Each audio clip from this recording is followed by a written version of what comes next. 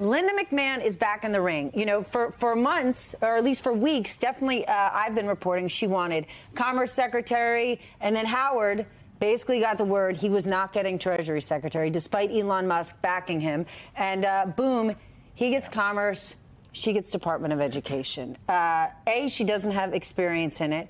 But B, Trump has made it really, really clear he basically wants to do away with the whole department. So what do we know about this? Well, the key for both of these is loyalty. I mean, they've been longtime donors and friends of Trump's. Linda McMahon served in Trump's cabinet as the SBA administrator the first term, and they've been leading this transition effort. And I think Trump picked her for education secretary not because she's an expert in education, but because he's confident, 100% confident she would execute his agenda, which includes actually closing that department and enacting a number of conservative policies that would help advance what has been the right-wing agenda on education. All right, let's talk about Dr. Oz, because this is a TV personality, somebody who has been criticized for promoting claims about health and science that were not true. He lost a key Senate race in Pennsylvania a couple of years ago. Now he is potentially going to be in charge of the health care for more than 160 million people. What's at stake here? Yeah, for an agency that is in charge of Medicaid and Medicare, impacts a whole lot of seniors, impacts a whole lot of really important voters, I might add, for both parties. And is a Republican ally again, as Phil was saying, a loyalist of Donald Trump. Trump endorsed him in that race for Pennsylvania senator that he lost a couple years ago. He went on and, I mean, after he lost, he didn't try to contest the election, so they're not... They have a few things that aren't in common there, but he, in terms of health policy, he said he's going to work with RFK Jr. if he gets confirmed, and put together or do the policy that Trump is wanting to do. I think it's fair to say policy is not a priority for Donald Trump. And while he's getting mocked widely for a lot of his choices coming from TV, right? Half of them come from TV backgrounds. But Trump actually likes that. He sees them as good communicators, telegenic, and they need to connect with people at a time when just yesterday Steve Bannon said the enemy isn't Democrats, the enemy is the media. So isn't he specifically choosing people who can work the media?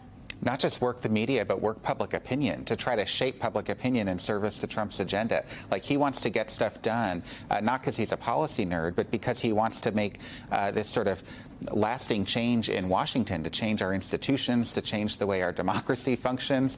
When you're talking about the Justice Department, to change really the rule of law and how it interacts in our kind of system of government. And so he wants people who can not just get it done in Washington, but can build support for it publicly around the country. But isn't that the through issue? Their media? Yes, they can talk about it. They can shift public opinion.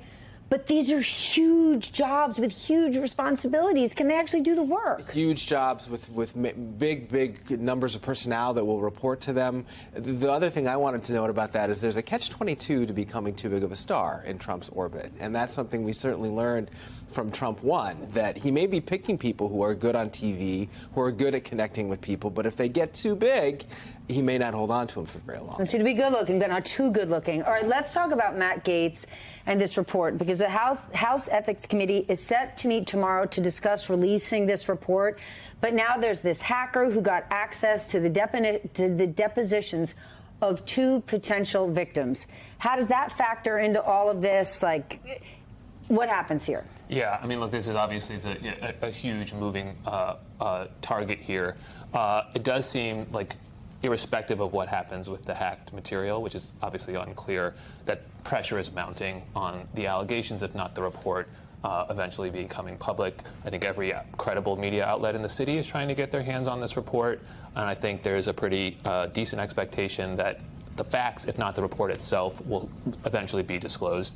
Is this hack a warning, though? Listen, even if you don't release it, welcome to 2024. It's getting out there. So release it by your own volition, or it's going to make its way to the general public. Maybe, but when we think back to when the Trump campaign was hacked earlier this year, right? Yes. The hackers got their hands on the J.D. Vance dossier that they had prepared, and there was an effort to shop that hack around to a bunch of media outlets. It did not succeed. Eventually, it got sort of dumped on the internet by a Substacker. But the most credible places turned it down. including Politico and some of the other outlets. But I do think, it's Washington.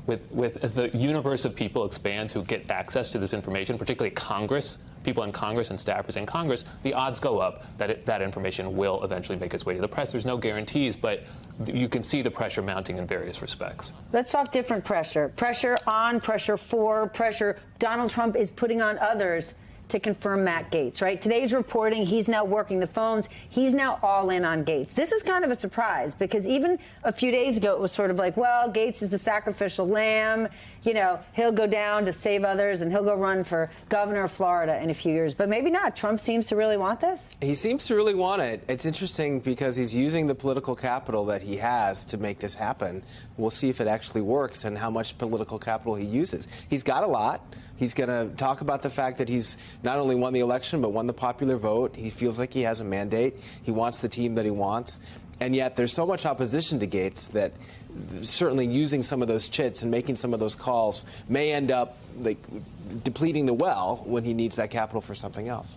You think he's getting confirmed? They don't need that many Republicans to block it. And Politico just reported today there's a decent amount of Senate Republicans who are like, Matt Gaetz, that's a panhandle too far. Yeah, and look, the opposition among Senate Republicans is not just because of the allegations in the House Ethics Report. It's because they just don't like the guy.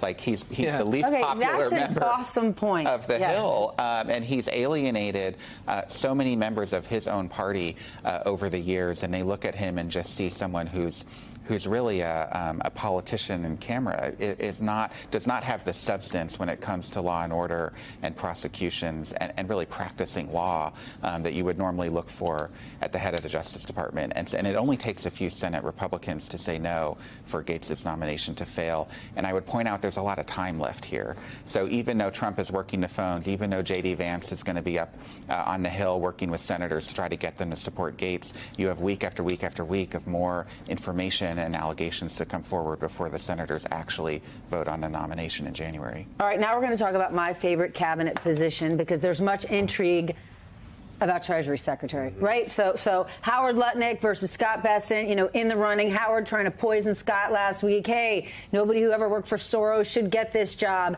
Howard basically gets told over the last couple of days, it's not going to be you. Elon Musk does sort of a Hail Mary pass, still doesn't get it. He knocks Linda out of the ring. He's now Commerce Secretary. But oddly, Trump could end up with some really qualified candidates to be Treasury Secretary, right? So you've still got Scott Bessent in the mix, but now you've got Kevin Warsh and you've got Mark Rowan, two hugely successful guys who deeply understand global markets, big business, small business, and the type of guys who might not necessarily be down with executing Trump's extremely inflationary policies. Robert Lighthizer is circling around there as well. Yeah, he's not getting it. Okay, fair enough. No, he's not. But he's circling. Sure. Right? Yes. Before we get too far into the Treasury rabbit hole, I think it's interesting about the commerce announcement itself. He talked about this guy will be implementing my trade and tariffs agenda. The tariff piece, of course, is a huge part of President-elect Trump's economic policy. He also said that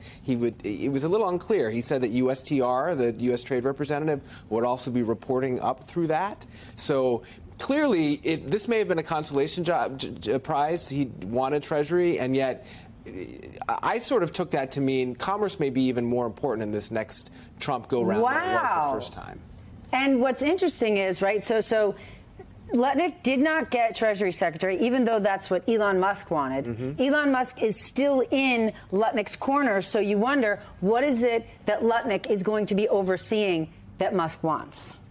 Well, commerce oversees so many different arms of the federal government. It's not just about business and the economy, but it's about science. It's about all sorts of other areas in the government. And, of course, that intersects with Elon Musk's private interests when you think about space and all of his other businesses.